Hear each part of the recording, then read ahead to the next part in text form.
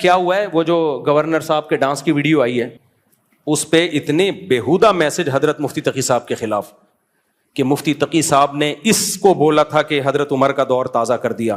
تو اچھے کام پہ حکمران کو اپریشیٹ کرنا چاہیے کہ نہیں کرنا چاہیے؟ جیسے برے کام پہ ڈی موٹیویٹ کرنا چاہیے تو اچھے کام پہ موٹیویٹ بھی.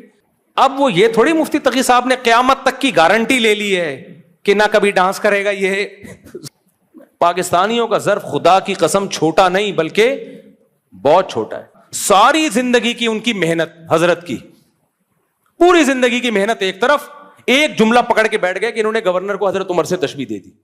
کل ایک بات دیکھو, حضرت مفتی تقی صاحب بھی انسان ہیں.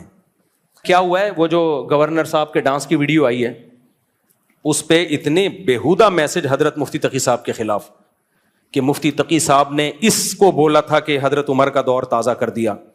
مفتی تقی عثمانی صاحب گئے ہیں, انہوں نے گورنر کے کچھ اچھے کام دیکھے تو اچھے کام پہ حکمران کو اپریشیٹ کرنا چاہیے کہ نہیں کرنا چاہیے؟ جیسے برے کام پہ ڈی موٹیویٹ کرنا چاہیے تو اچھے کام پہ موٹیویٹ بھی. مفتی تقی صاحب بیچاروں نے جا کے ایک جملہ کہہ دیا کہ تم نے تو حضرت عمر کی سنت زندہ کر دی, راتوں کو جاگنا. مقصد تھا حوصلہ افزائی تاکہ یہ لوگ بھی علماء کے قریب آئیں. اب وہ یہ تھوڑی مفتی تقی صاحب نے قیامت تک کی گارنٹی لے لی ہے کہ نہ کبھی ڈانس کرے گا, یہ صحیح ہے, نہ کبھی کوئی غلط فیصلہ کرے گا. یہ اتنا خلاف مفتی. کل ایک دوست نے میسج بھیجا, میں نے کہا یار ساری زندگی کی ان کی محنت, حضرت کی پوری زندگی کی محنت ایک طرف, ایک جملہ پکڑ کے بیٹھ گئے کہ انہوں نے گورنر کو حضرت عمر سے تشبیہ دے دی. پاکستانیوں کا ظرف خدا کی قسم چھوٹا نہیں بلکہ بہت چھوٹا ہے. سیاست کو بھائی اعتدال سے ڈیل کیا کرو, محبت میں بھی اندھے نہ ہو جاؤ, عقیدت میں بھی اندھے نہ ہو جاؤ.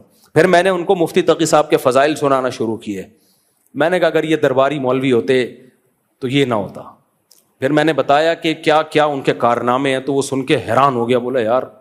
میں نے کہا یہ تو کسی کے ساتھ زندگی گزارو گے تو پتہ چلے گا یہ بندہ کیا ہے. دو چار باتوں سے پتہ نہیں چلتا ہے, دو چار باتیں تو کسی کی بھی کچھ ہو سکتی ہیں.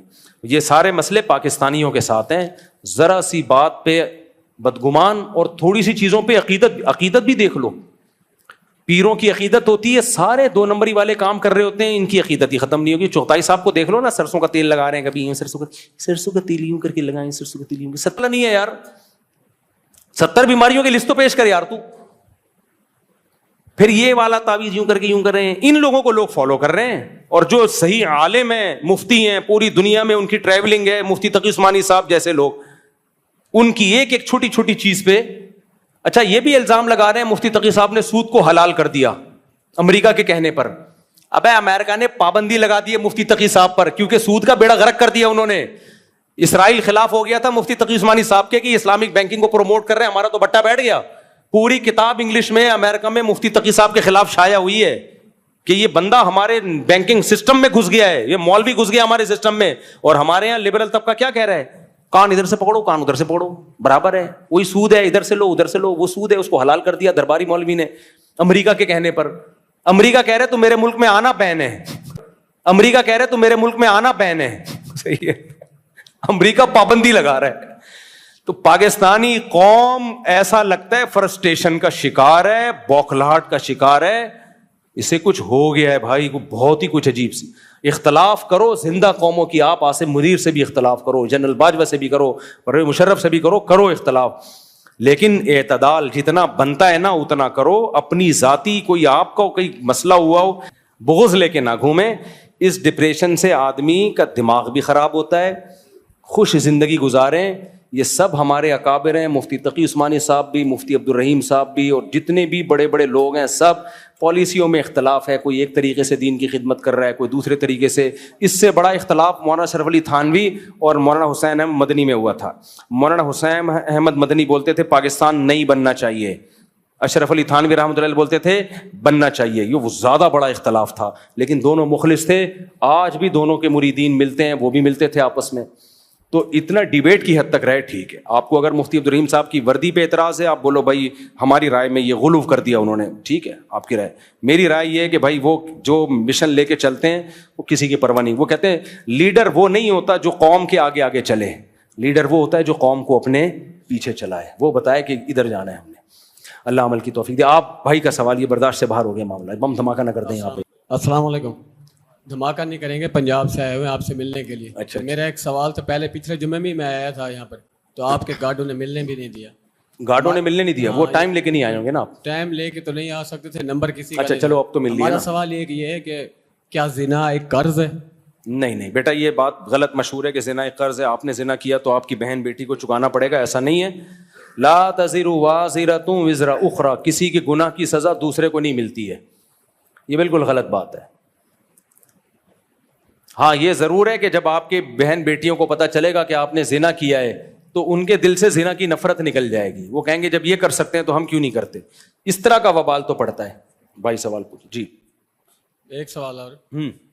جیسے مثال کے طور پر ایک بکری ہے میرے پاس, تو میں نے ایک منت مانی ہے کہ ایک بکری ہے میرے پاس, اللہ تعالیٰ نے اگر مجھے بیٹا دے دیا نا, ایک شادی ہو گئی کہ ایک بیٹا پیدا ہوا, تو اس بکرے کو میں ذبح کروں گا دربار کے اوپر. دربار کے اوپر. تو کسی دوست نے سمجھایا بھائی یہ ایک شرک ہے, جی یہ ایک غلط کام ہے. تو میں نے توبہ کر لی, ایک مثال دے رہا ہوں.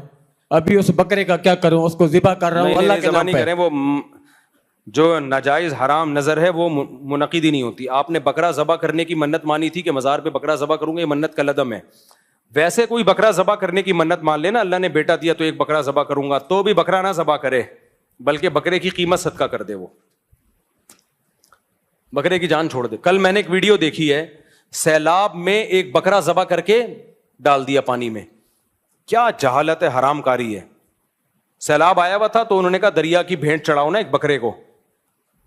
زمانے جاہلیت میں ایسا ہوتا تھا جیسے دریا نیل میں کرتے تھے لوگ, تو یہ جاہلیت ہے بھائی. بکرے کو ذبح کیا, وہ بےچارا اس کو تڑپ بھی رہا ہے اور اس کو ایسے ہی تڑپتی حالت میں دریا میں ڈال دیا.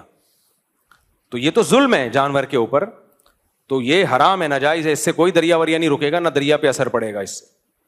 السلام علیکم. وعلیکم السلام. میں جس سوال کے لیے آیا تھا اس کا جواب مجھے بیان میں مل چکا ہے. بیان میں مل گیا؟ کیا سوال تھا؟ مگر اس کے علاوہ بھی طلاق کے متعلق تھا. جی تو اس میں یہ ہے کہ آپ نے بولا کہ عدت کا نان نفقہ دینا پڑے گا, تو مجھے یہ پوچھنا ہے کتنا دینا پڑے گا, اور نان نفقہ کتنا دینا پڑے گا وہ ہر ایک کا الگ معیار ہے. آپ کی آمدن کتنی ہے, آپ کی بیوی کی ضرورت کتنی ہے, اس حساب سے نان نفقہ متعین ہوتا ہے. وہ یہ بھی بول لیے کہ لیکن آپ نان نفقہ اپنے اوپر بھی خرچ کیا کریں. اصل میں یہ ٹینشنیں وہیں کی دی ہوئی ہیں. وہ بول رہی ہے کہ بچوں کا یہ مکان کا حصہ بچوں کا دے گا تو میں طلاق مانوں گی, ورنہ میں نہیں مانوں گی. نہیں, اس کے ماننے سے کچھ نہیں ہوتا, اس کے ماننے نہ ماننے سے کچھ نہیں ہوتا. مکان کا جو حصہ شرعی بنتا ہے وہ وراثت مرنے کے بعد دینی پڑے گی. کچھ سوالات پھر رہ گئے, آج جواب